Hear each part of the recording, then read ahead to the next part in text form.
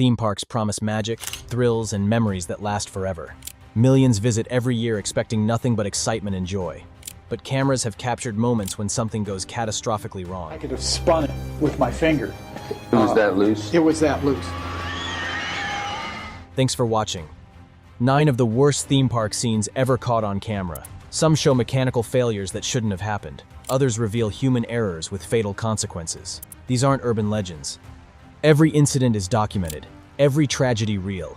After watching this, you might think twice before assuming that safety harness will hold. Story number 1. The Smiler Crash at Alton Towers. June 2nd, 2015. Alton Towers, England.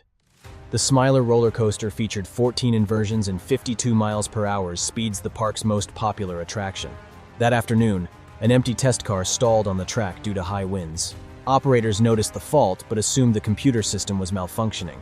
They manually overrode the automated safety controls. At 2 minutes and 9 seconds p.m., a loaded train carrying 16 passengers was dispatched. None of them knew a stationary car was sitting directly in their path. The passenger train slammed into the stalled car at 50 miles per hour. The front row crumpled on contact, metal twisted violently, seats buckled. 2 young women, 18-year-old Leah Washington and 20-year-old Vicky Balch, absorbed the full impact. Their legs were crushed so severely that amputation was the only option. But the nightmare wasn't over. The mangled train stuck on the track at a steep angle. Some riders hung upside down, trapped. Do you know, I was looking at my phone, I thought that ain't gonna happen. Fucking hell. For over 4 hours, injured passengers remained suspended while firefighters cut through steel to reach them. News helicopters broadcast the disaster live. The investigation revealed operators had overridden safety systems multiple times, dismissing warnings as false alarms. No one physically verified the track was clear. Staff felt pressured to keep the ride running because shutting down meant lost revenue. Alton Towers was fined £5 million, the largest penalty ever issued to a UK theme park. The Smiler reopened months later with enhanced safety protocols. But for Leah and Vicky, the improvements came too late. Both underwent multiple surgeries, months of therapy, learning to walk with prosthetic limbs. Leah later said, "Part of me died on that ride." The security footage showing the collision remains some of the most disturbing theme park accident documentation ever captured. Next, a family water ride killed 4 people when a pump failure caused rafts to flip and crush passengers inside machinery that kept running. Story number 2. Thunder River Rapids Disaster. October 25th, 2016. Dreamworld Theme Park, Australia. Thunder River Rapids had operated safely for over 30 years, a gentle family ride where rafts floated through artificial rapids. That afternoon, 2 families boarded together. Kate Goodchild, 32, with her 2 children, her brother Luke Dorset, 35, his partner Ruzi Aragi, 38, and friend Cindy Lowe, 42. The ride started normally. Then halfway through, a water pump failed. The failure drained water from a critical section, leaving rafts moving through dangerously shallow conditions. An empty raft ahead became stuck on exposed metal rails. The family's raft collided with it and flipped vertically. 4 adults were thrown into the conveyor belt machinery. The belt kept running no emergency sensors, no automatic shutoff.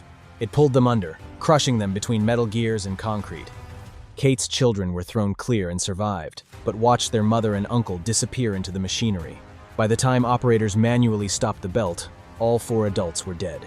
The investigation revealed Thunder River Rapids had suffered over 100 mechanical incidents in prior years.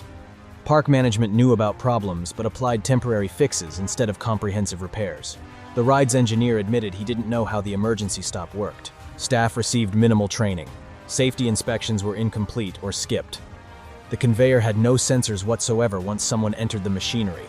Only manual intervention could stop it. Dreamworld was fined $3.6 million. The largest workplace safety penalty in Australian history. Thunder River Rapids was demolished. The site remains empty today.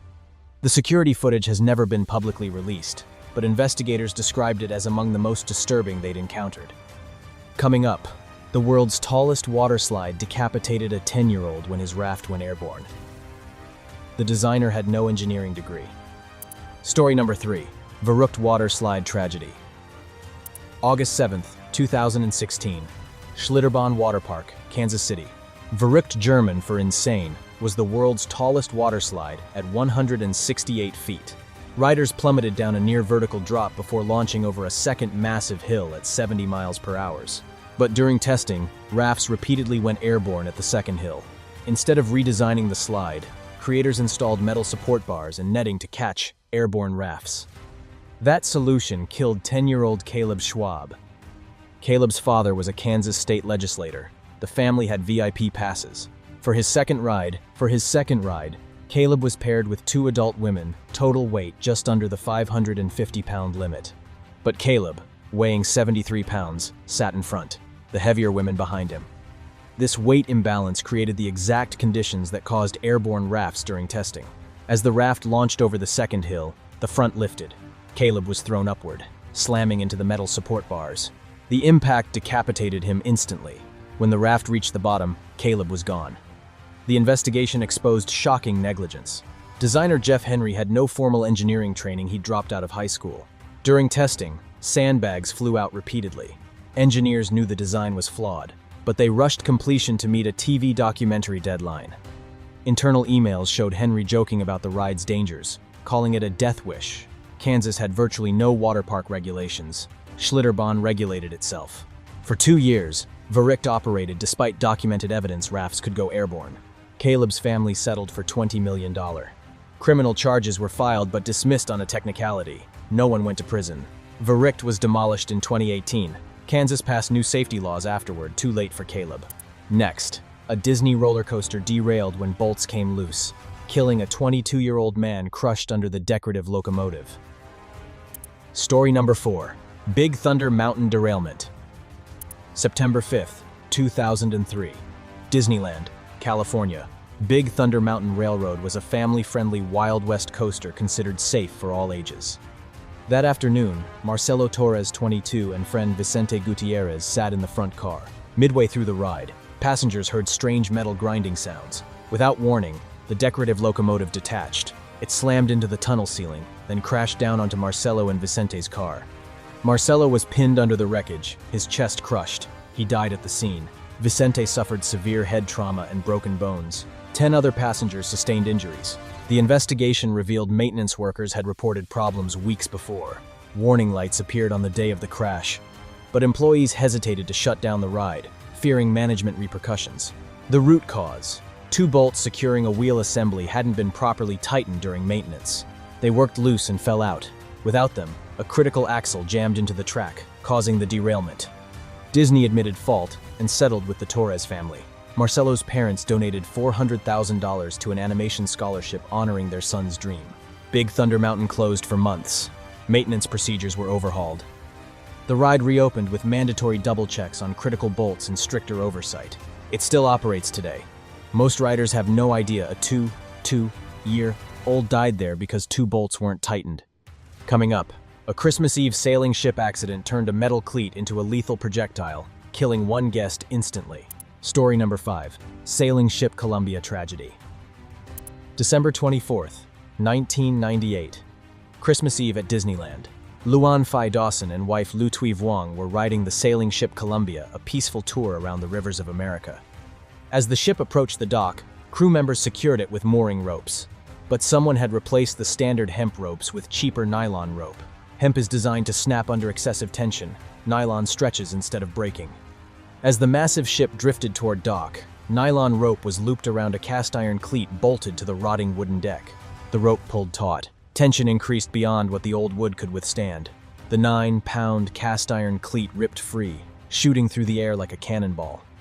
It struck Luan Phi Dawson directly in the head, then hit his wife, shattering her jaw. Both collapsed. Their son and grandson watched in horror. Luan Phi Dawson never regained consciousness. He was declared brain dead after 11 hours. Lu Tui Vuong survived but required multiple surgeries and nearly a year of rehabilitation. The investigation found multiple failures: wrong rope type, rotting hull, improper docking procedure. Disney settled for $25 million. But shockingly, the park didn't immediately close the attraction. Workers pressure-washed blood from the dock and posted an "under construction" sign. The ship quietly disappeared for repairs while Christmas celebrations continued.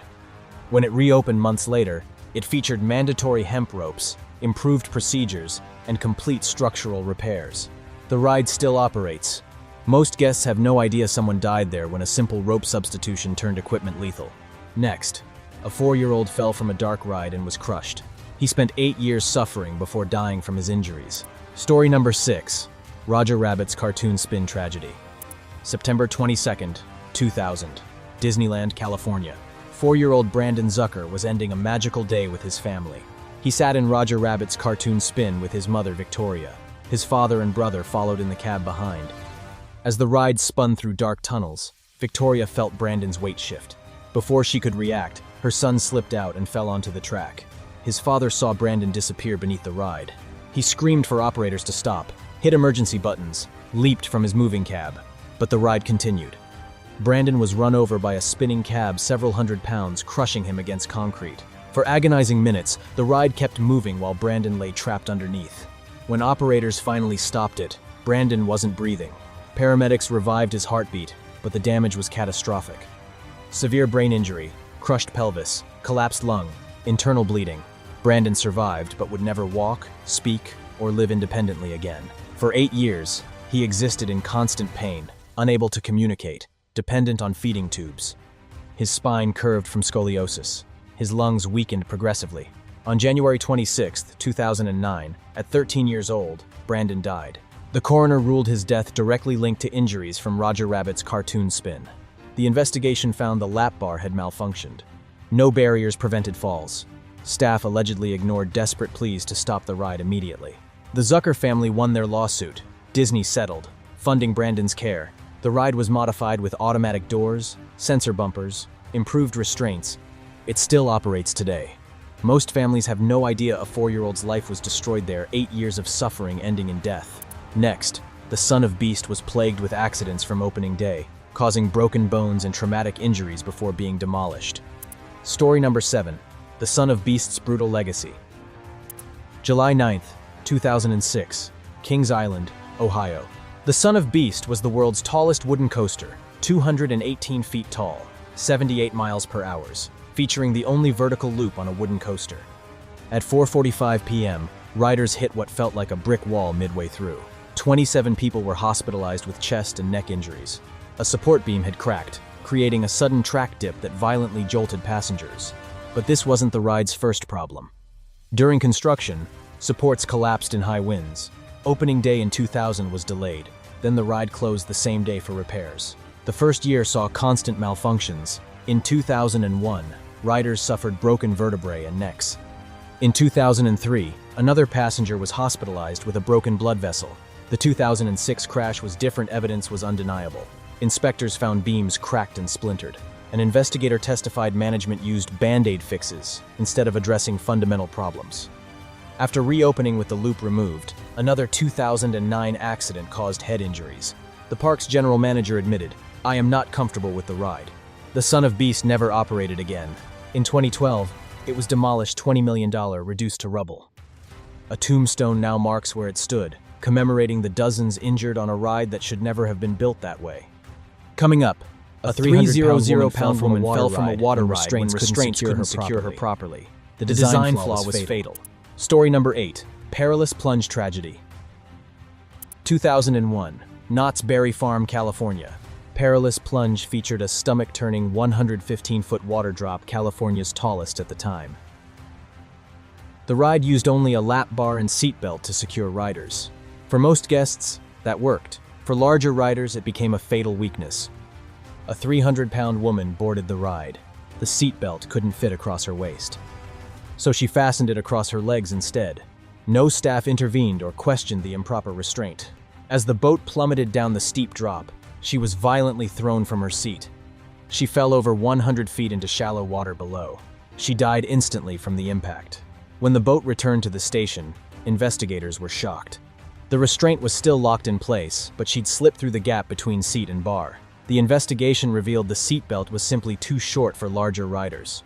The ride's design didn't account for different body types. Neither the ride nor its staff were equipped to handle guests safely across all sizes. After a lawsuit, Knott's shut down Perilous Plunge temporarily. When it reopened, it featured new 4-point restraints designed to fit all guests. But by then, the tragedy had already occurred. The woman should never have been allowed on the ride with an improperly secured restraint. Perilous Plunge eventually closed permanently, its legacy stained by a preventable death. Finally, a wooden coaster in Japan killed a woman when wheel axles that hadn't been replaced in 15 years suddenly snapped. Story number 9. Fujin Raijin 2 Deadly Neglect. May 2007, Expoland, Japan. Fujin Raijin II was a unique steel coaster where riders stood upright, secured tightly as the train sped at 70 miles per hour. For 15 years, it thrilled guests without major incident. That changed one afternoon when the train approached a circular section of track. The wheel axle on the second car suddenly snapped. The car tipped violently sideways, but the ride kept moving, dragging passengers nearly 1,000 feet before slamming into a guardrail. A 28-year-old woman was killed instantly. 19 others suffered serious injuries. The investigation uncovered shocking oversight. In 15 years of operation, the coaster's wheel axles had never been replaced. Worse, they weren't even part of routine inspections. This wasn't just an accident, it was deadly neglect. Fujin Raijin II was permanently dismantled. Expoland tried to restore public trust but failed. The park closed permanently in 2017. The tragedy stands as a chilling reminder. When maintenance is ignored, even thrilling rides become death traps. 9 incidents, 9 failures, 9 reminders that theme parks aren't always safe. The Smiler showed what happens when operators override safety to keep rides running. Thunder River Rapids proved neglected maintenance kills. Verrückt demonstrated the cost of prioritizing publicity over engineering.